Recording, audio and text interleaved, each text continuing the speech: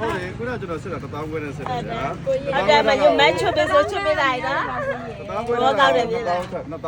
2000စစ်တယ်2000မှာ2300ဆက်တယ်ဟုတ်ပြီ2000ပထမမူရင်းစစ်က2800နဲ့ရော ဟုတ်တယ်ကို အဲ့တော့ကျွန်တော်ပြောပြ9ကားမှန်အောင်ပြောနိုင်ရင်2800ပြည့် စကတော့အပေးတယ်ကိုငါကတော့မအောင်ဘူး ကျွန်တော်ဈေးစစ်မယ်လေ အခုအဆိုရိုက်တူတယ်ဘာလို့တော့ရိုက်ရှာလိုက်တော့နော် ညီမလေးအကြိုက်ဆုံးကကိုတင်ဖြေဆိုတဲ့နာမည်နဲ့ကအကြိုက်ဆုံးရရ ကိုရလူတိုင်းကြိုက်တယ်လေအေးကမိမအောင်ကြိုက်တယ်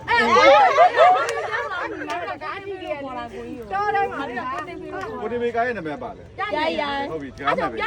ကားမယ်လေဟုတ်ကြားရအောင်ကားမယ်တော့အဲ့လေးကပြော အဲ့ဒီကလည်းမလီကိုဘုံကြိုက်တယ်ကို အဲ့2000 အဲ့ကိုရဲ့ဒီလိုလား မရအောင်မရအောင်တော့အဲ့သဘောတူလားကျွန်တော်သဘောတူလား သဘောတူတယ်ငါကမှအောင်ပြောသဘောတူတယ်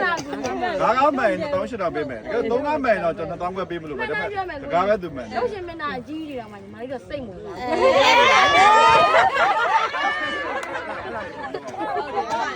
ကျွန်တော်သိချင်တာကကျွန်တော်ကား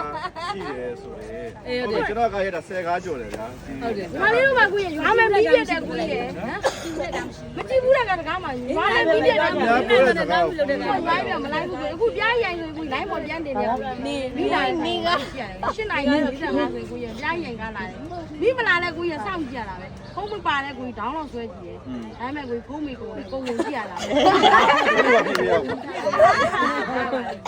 ကြိုက်လို့ ဒီတော့2000နော် ဟုတ်ကဲ့အဲ့ဒါမှန်တာ မတောက်ကြတာအမ ငါကမှ ဆိုတော့အမနိုကဲဝယ်သူပေးတယ်ဆိုမနိုကဲတကယ်လက်ဆောင်တယ်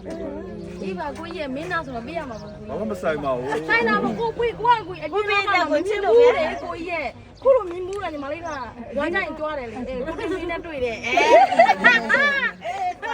ဒီသာကြီးပါ ကိုတင်မင်းနဲ့တွေ့တယ်တွေ့ခဲ့တယ်ဆိုတော့ကြောင်းပြောခဲ့ဓာတ်ပုံတစ်ပုံလုံးရိုက်သွားအောင်ပါရွာကြိုင်တွေ့ရအောင်မယ်ကိုညီမလေးက